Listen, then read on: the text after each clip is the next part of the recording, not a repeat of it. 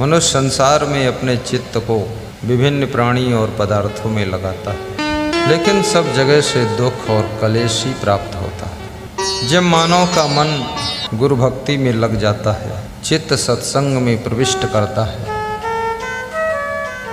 तो दिल को शांति मिलने लग जाती है। इसलिए हे ध्रुव, ये सब परिवार के प्रपंच में कलह कलेश में मन को मत लगाओ। सब सोच विचार चिंता छोड़ दो और गुरु के चरणों में मन को लगा लो। जो शरीर देवताओं को भी दुर्लभ है, वो शरीर तुमको मिला है, और ऐसे शरीर को पाकर जीवन को सफल बनाओ। हर व्यक्ति की सफलता भी बिलग बिलग है। कुछ लोग कहते हैं कि धन बहुत कमा लिया, हम सफल हो। कोई कहता है हमारी शादी हो गई, हम सफल हो गए। कोई बोलता है मेरा मकान बन गया। हम पूछो, ये जो सफलता मिली है, इस सफलता से सुख चैन शांति आनंद प्राप्त हुआ? बोले वो तो नहीं मिला, तो कैसे सफल हो गए? भौतिक क्षेत्र की सफलता आपको सुख शांति और आनंद नहीं दे सकती। अभी हमारे आपके बीच में महर्षि आर्या जी आए थे। सुना रहे थे जहाँ भौतिकता समाप्त होती है, फिर वहाँ से अध्यात्म का शुभारंभ हो जाए। आपका शरीर भौतिक है, भौतिक उन्नति का भी महत्व, और मनुष्य का शरीर बहुत नाजुक है, बहुत कोमल है। ज़्यादा गर्मी लग जाए तो आपको कालरा हो जाएगा, हैजा आ जाएगा। ज़्यादा ठंडी लग जाए तो बुखार आ जाएगा। ज़्यादा बरसात में भीग जाओ तो सिर दर्द और फीवर हो जाएगा। 2 घंटे भूखे रहना पड़े तो कमज़ोर हो जाओगे। ये बहुत कोमल है, बहुत नाजुक है। 3 घंटे पानी पीने को न मिले तो बेहोश गिर जाओगे। 1 रात सोने का न मिले तो सवेरे आधे पागल जैसे दिखाई दोगे।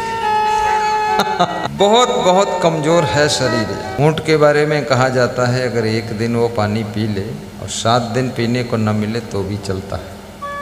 और मेढक के बारे में कहा जाता है कि मेढक 8 महीने तक मिट्टी के अंदर पड़ा रहता है, पानी भी न मिले कुछ खाने को न मिले, फिर भी जीवित रहता है। थोड़ा शरीर दुबला हो जाता है। और मनुष्य को अगर 8 महीने खाने पीने को, 8 महीने छोड़ो, 8 घंटे,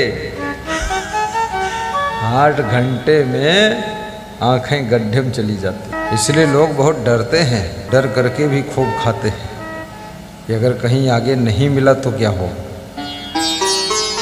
तो मनुष्य बहुत सुकोमल शरीर का है, और ये सभी का शरीर ऐसा ही है, सुकोमल।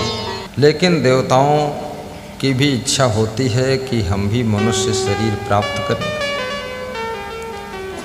वे भी मनुष्य शरीर पाना चाहते हैं, पर ये मनुष्य शरीर देवताओं को भी नहीं मिलता है। जिन देवी देवताओं का तुम सुमिरन करते हो, भजन करते हो, ध्यान करते हो, मंदिर बनाते हो, पूजा करते हो, जिनके सामने तुम सिर टेकते हो, खूब घंटा शंख बजाते हो, बेलपत्री चढ़ाते हो, चावल चढ़ाते हो, दूध चढ़ाते हो, वो देवता तुमको देखकर हंसते हैं, उनको हंसी आती है। और तुमको देख करके उनके मन में दुख भी होता है। देवी देवताओं के मन में दुख हो जाता है। दुख इस बात का होता है कि देखो इसको मनुष्य का शरीर मिला, हमको नहीं मिला। इस बात का दुख है कि मुझे अगर मिलता तो मैं मोक्ष का काम करता, भक्ति करता, सत्संग करता। और हंसी इसलिए आती है कि इसको मनुष्य का शरीर मिला तो इतना अज्ञानी है, खाम खा यहाँ माथा टेकने आया, अपना आचरण सुधारता नहीं, यहाँ फालतू तम्बाकू खाए है, बोल रहा है जय श्री राम। भगवान भी हंसता है, आचरण सुधार ले तो इधर ज़रूरत नहीं आने की, तो उससे बड़ा कोई देवता नहीं है। मनुष्य अगर देवता न बने इस बात की कोई गम नहीं। मनुष्य कम से कम दानव नहीं बना, ये बात भी कोई कम नहीं, ये बात भी कोई कम नहीं।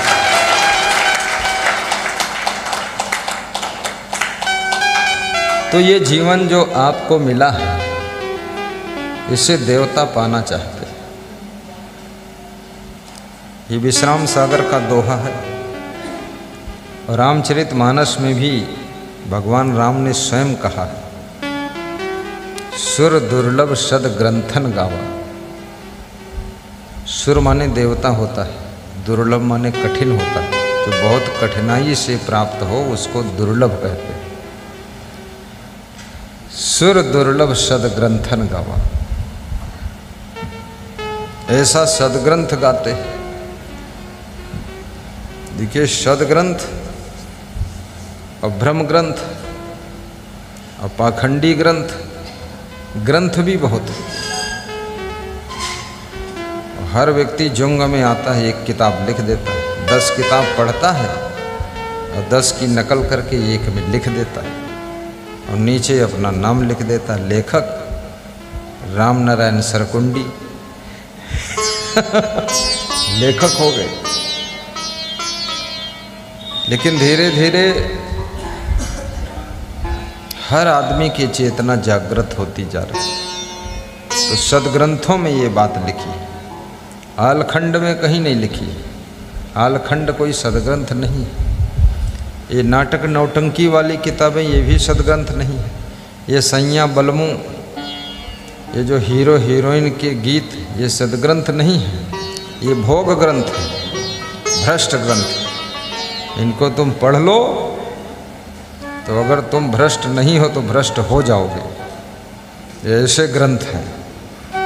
हाँ, हीरो हीरोइन ने जितना बिगाड़ा है इस देश को, दुनिया को, उतना साधु संत सुधार नहीं पाए। साधु संत ऐसे हैं, कहावत कि अंधा जितनी रस्सी बट रहा है, पीछे पड़वा बैठ के चबा रहा है। तो हीरो हीरोइन पड़वा है, जितना संत लोग सुधार कर रहे हैं उतना ही पड़वा पीछे से बिगाड़त चले जाते। हाँ, अरे ये पैसे की बहुत लोभी लोग हैं। अभी कोई बता रहा था कि पुड़िया और गुटखा का प्रचार करने के लिए कोई हीरो आया है, शाहरुख है, सलमान खान। तो मेरे पास उत्तराखंड का एक भक्त आ रहा था, कह रहा था ये कितना गरीब है, कितना कंगाल है, कितना मूर्ख है। ये अब सब चीज़ का तो प्रचार करके इसका पेट नहीं भरा, रुपया पैसा थे। अब बच्चों को सिखा रहा है गुटखा और पुड़िया खाओ और मज़ा उड़ाओ। अब ये सबको भ्रष्ट करने में लगा हुआ है और लोग भी इतने मज़ेदार हैं। अगर अमिताभ बच्चन कह दे कि गधी का गोबर खाने से बहुत कल्याण होता है तो गधी गोबर तक खा ले हैं लोग। इतने तो मूर्ख भरे हैं। ये अमिताभ बच्चन का कहना कोई प्रामाणिक थोड़े है। अरे ये तो हीरो हीरोइन है सब। ये तो पैसे कमाने के लिए नाचते हैं, कूदते हैं, गीत गाते हैं, नंग धड़ंग घूमते हैं, टांगई खोलते हैं, कमर हिलाते हैं। अभी इनको 1 रुपया न मिले, इनसे कह दो तनी टांग टेढ़ी कह के खड़े हो जाओ। ये खड़े न हुई हैं, टेढ़ी न सूद निकल ली है। ये अपन फल की दुकान खुली है। ये तो इसलिए बहुत लोभ में इतने अंधे मत बनो जिससे मानो समाज का बचपन भ्रष्ट हो जाए। वैसे गंदे गंदे फिल्म, गंदे गंदे चित्र, गंदी गंदी तस्वीरें, अर्धनग्न पूर्ण नग्न, जिसको देख करके अच्छे भले आदमी का मन तो मलिन हो जाए। अब ये सब क्यों कर रहे हैं ये लोग? बस पैसा। ये मानसिकता भी पढ़ चुके हैं कि आदमी का मन डावाडोल है। खूब अध्ययन कर लिया है आपके मन का, ऐसी बात नहीं है। ये सबको गोबर ही चाहिए, गुलाब नहीं चाहिए। वही गोबर झोंक रहे हैं। लेकिन कितना सुंदर मनुष्य का जीवन, वह शरीर जो देवता लोग भी पाना चाहते हैं लेकिन पाते नहीं हैं। देवता, जब भगवान राम को मनुष्य का शरीर मिला है ना, तो भगवान राम थे हरीश दास। इधर देखो महाराज, भगवान राम जब वनवास जा रहे थे, क्या हुआ, क्या कहा मैंने? ध्यान दो, ने बीच हम पूछ लूँगा तो बेइज्जती होगी किसी की। तुम लोग भी ध्यान से सुनना, हम पूछ भी लेते हैं, खाली ऐसे नहीं है कि बैठ रहो धोखते रहे। धोख की तरह बैठोगे तुमको धोखा दे दूंगा, फिर मैं पूछूंगा खड़े करके। तो राम जी वनवास जा रहे थे। कहाँ जा रहे थे? वनवास। कहाँ जा रहे थे? राम जी कहाँ जा रहे थे? अरे इसको सुनाई नहीं दे रहा। वो राम जी वनवास जब जा रहे थे, ध्यान से सुनना, पूछूंगा भी इसमें से भी। तो रास्ते में जब धूप होती थी ना, धूप, तो बादल ऊपर छाया कर देते थे। वायु देवता, इंद्र देवता बादलों को आदेश करते थे जाओ छाया करो। और देवी देवता सब रास्ते में फूलों की वर्षा करते थे कि भगवान के पांव कोमल हैं, तो एक कंटक की राहों में कैसे चल पाएंगे, तो फूल वर्षा देते थे। अब देखो, ये वही देवी देवता हैं जिनके मंदिर में जाकर तुम फूल चढ़ाते हो, और ये वही देवी देवता हैं जो राम की राह में फूल आकर बरसा रहे, फूल बिछाते। तो आप भी मनुष्य हैं, राम भी मनुष्य हैं, तो ऐसा क्यों हो रहा? हमारा शरीर तो मनुष्य का है, लेकिन स्वभाव मनुष्य का नहीं। शरीर है, स्वभाव नहीं। संस्कार नहीं है, आकार तो मनुष्य का है, लेकिन संस्कार नहीं। और संस्कार जब मनुष्य का नहीं है, इसलिए फूल नहीं बरसाते देवी देवता। हम लोग वहाँ फूल बरसाने जाते हैं। संस्कृति की चर्चा तो हम करते हैं, लेकिन विकृति बहुत भरी हुई है। विकृति बहुत बड़ी हुई। आकृति तो बहुत सुंदर है, सब अपनी अपनी आकृति सुंदर बनाते हैं। चित्र लोग खूब सुंदर बनवाते हैं। ये माता जी को पीछे ले जाओ, सत्संग बिगड़ जाएगा। ये सुनेगी नहीं। उठा लो जल्दी उठा लो, असमंजस पड़ जाएगा। हम सोचते बार बार उधर कौन बोल रहा था, वो हमको सुनावत है। ले जाओ, माइंड काम नहीं करता है। आशीर्वाद होगा, ठीक हो जाएंगे। बाहर ले जाओ, वहाँ बिल्कुल सड़क तरफ बजरंग बली के पास ले जाओ। सड़क के ऊपर मंदिर है बजरंग बली का, वहाँ ले जाओ। वहाँ बाबा जी के यहाँ माता जी रहती हैं, उनसे बात करेंगे। साहिब बंदी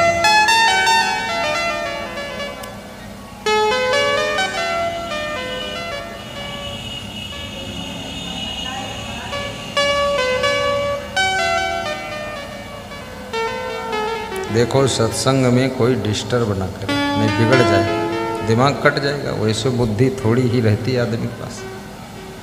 यहाँ कोई बातचीत न करे, मोबाइल मत चलावे, चक्कर मकर न करे, शांति से बैठे, ध्यान से सुने। क्योंकि सत्संग भी बड़ा तार्किक होता है, इसमें तर्क ढूंढना पड़ता है। तो राम भगवान की राह में देवता फूल वर्षा रहे। वो भी मनुष्य हैं और आप भी मनुष्य हैं, और आप देवी देवताओं के मंदिर में फूल ले जाकर वहाँ चढ़ाते हैं। कितना फर्क हो गया। राम में विशेषता क्या थी? क्यों ऐसा हुआ? जब सुपर्णखा राम के सामने आती है, विवाह का प्रस्ताव रखती है, तो राम उसे स्वीकार करते हैं कि इनकार करते हैं? इनकार करते हैं। यही विशेषता है। लेकिन आजकल का मनुष्य कैसा है? सुपर्णखा आवे, चाहे सीता आवे, और चाहे सुमित्रा आवे, चाहे कैकेयी आए, चाहे मंथरा आए, जिसको देखता है एक बार मन उसका डगमगाता है कि अगर ये हमारी पत्नी बन जाए तो अच्छा रहे। बस यही अंतर हो गया। मनुष्य का चेहरा तो है, चरित्र नहीं भगवान का। नारियां एक सीता जी हैं जिनकी पूजा मंदिर में होती है, और ये सब नारियां उनकी पूजा करने जाती है। ये नारियां हैं, इनका सम्मान क्यों नहीं? क्योंकि इनमें वो गुण नहीं आया। जिस दिन वो गुण आ जाएगा, घर के लोग ही इनका सम्मान करना शुरू कर देंगे। याद रखना, मनुष्य जीवन में यदि आप संभल जाओ तो देवी देवता से भी ऊंचे तुम्हारा स्थान है, और यदि फिसल जाओ तो दानव राक्षस से भी नीचे स्थान है तुम्हारा। देवी देवता दानव राक्षस के बीच पॉइंट में आप खड़े हैं, जैसे कोई चौराहे पर खड़ा, जैसे कोई समुद्र किनारे खड़ा। अगर समुद्र की तरफ गिरे तो पानी में भीग जाए और डूब जाए, और यदि इधर आगे बढ़े तो बढ़िया बराबर रास्ता मिल गया, प्लेन पृथ्वी मिल गई। तो ऐसे हमारा आपका जीवन। मनुष्य में कितने दुर्गुण हैं आप विचार करो। इतने छोटे से छोटा नशा खोजा है इसने। सूंघनी तमाकू खोजा, अरे नाई खवैया है तो सूंघ ही लो, थोड़ा नशा चढ़ जाए, हो सब न रहो नशा। फिर सूंघनी से और ज़्यादा चाहिए नशा तो खानी तमाकू खा लो। फिर उससे और ज़्यादा चाहिए तो पीनी तमाकू पी लो, हुक्कम धर के चिलम धर के। फिर और नशा थोड़ा ज़्यादा चाहिए तो गांजा पी लो, फिर तमाकू रह दो, गांजा पियो। और नशा ज़्यादा चाहिए तो भांग खाओ, फिर उससे और ज़्यादा चाहिए तब फिर अफीम खाओ, और ज़्यादा चाहिए तो सिगरेट, और आसान वाला चाहिए तो बीड़ी पियो। शर्ट से जेब से निकालन बंडल से जला लिया, पी लिया। भांग वांग घोटे पर थोड़ा सी लौठी बाट ढूंढो। फिर बीड़ी से भी और स्टैंडर्ड फिल्टर धुआं वाला चाहिए तो सिगरेट, फिर 10 रुपये की एक सिगरेट, कमाल है। 10 रुपये की किशमिश लेके खाएं तो ताकत बने, ब्लड बने, और 10 रुपये के सिगरेट लेके पियत हैं और धुआं भरत फेफड़ा। फिर बुढ़ापे में खांसते थूकते हैं, कहते हैं दमा हो गया है, ये हो गया वो हो गया। अरे ये फेफड़ा शुद्ध हवा के लिए है कि धुआं के लिए है, ये तो बताओ। ये धुआं का है भारत में। और कोई पशु पक्षी जानवर ना कोई नशा करता है, और ना किसी जानवर को ये बीमारी है कि रात में नींद नहीं आवत। सब आदमी की बीमारी भरी है, और आदमी के सब अस्पताल खुले पर हैं ज़्यादा से ज़्यादा। और जो जानवर आदमी के साथ हम रहते वह बीमार हो जाते, क्योंकि आदमी कुछ को खवाई देते उल्टा, तो कुतवा के यहाँ शक्करे खवाए देते हैं, ले तो वो खाए ले बर्फी 2 पीस। अब वो खाए ले सो के खजुली हुई गई। वो खजुआवत घूमत, जहाँ बैठे तहाँ एक पाँव खुर खुर चालू ही रहा, क्योंकि मीठा से खुजली भी बढ़ती है। अब आदमी खुद तो इतना मीठा खाता है कि शुगर भी हो जाती है और नाना प्रकार की बीमारी हो जाती है।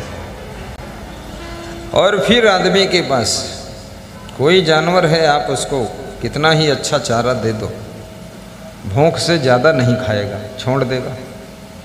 लेकिन आदमी कोई भी ऐसा शायद बिरले मिलेगा, अभी भोजन करके आया हो, दाल चावल सब्जी रोटी, तो रुख दो के सामने कलाकंद और राजभोग मीठा, तो का कही अच्छा अरे भोजन कर आ रहा, लेकिन लाओ अब राजभोग खाई ली, खाए जरूर ली। वो आदमी जानवर से भी ज़्यादा नियम भंग किए ही, इसलिए आदमी से ज़्यादा कोई तंग नहीं है, सबसे ज़्यादा तंग है। आप कहीं भी देख लो जा करके, सब जगह आदमी के जितनी बीमारियां हैं, और आदमी के मन में बहुत बीमारी है, शरीर में तो खैर है ही है, मन में भी बहुत है।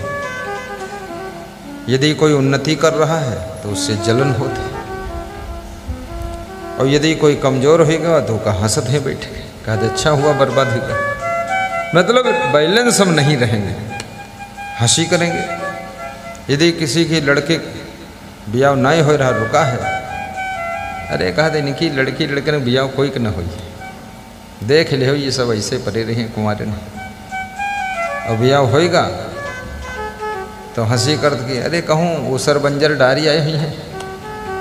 मतलब दूसरे की निंदा करना, बुराई करना, दूसरे काम बिगाड़ना, टांग अड़ाना, जलन करना, ईर्ष्या करना, आलोचना करना, चुगली चाई करना, इतनी खुराफात इस आदमी के अंदर भरी है।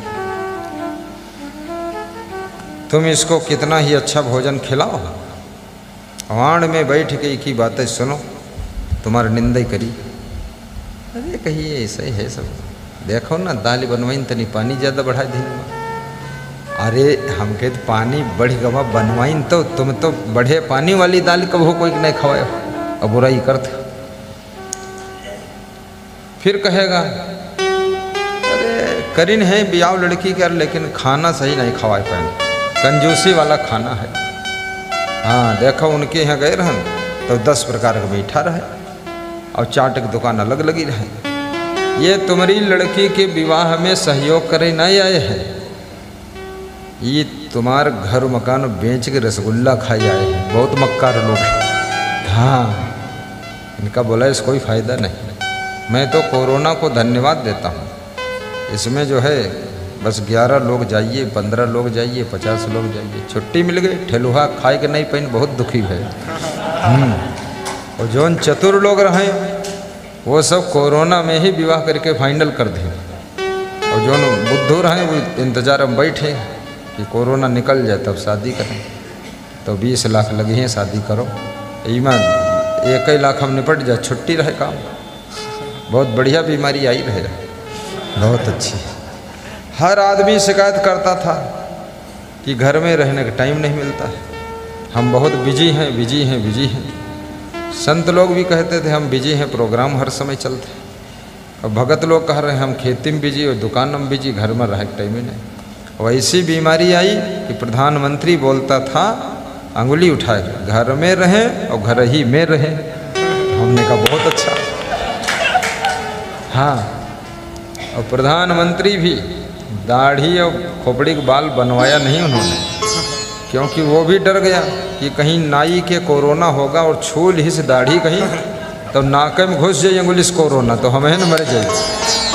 तो बार चाहे जत्ते बड़े हो जाए और चाहे कोई बाबा कहे चाहे दाई कहे, लेकिन बार छुए नदी में कोई नहीं मरे। डरात बहुत रहे। नेता तो बहुत ही डरे रहे मरे से, और मरे सबसे ज़्यादा नेता खूब मरे। नेता मरे और अफसर ढेर मरे, क्योंकि आहदी बहुत रहे जत्ते ना, आहदी आलसी, ना व्यायाम करते हैं ना योगा करते हैं, उनके शरीर में स्टेमिना पावर कम है, रोग प्रतिरोधक क्षमता है ही नहीं, वही ज़्यादा आक्रमण में आ गए। तुम्हारे शरीर के अंदर सिस्टम होता है, शरीर स्वयं बीमारियों से लड़ता है, बीमारियों को भगाता है, लेकिन ये सिस्टम स्ट्रांग तब रहता है जब तुम कठोर परिश्रम करते हो, पैदल चलते हो तेज चाल में, पसीना निकलता है शरीर से, तब ये सिस्टम स्ट्रांग होता है।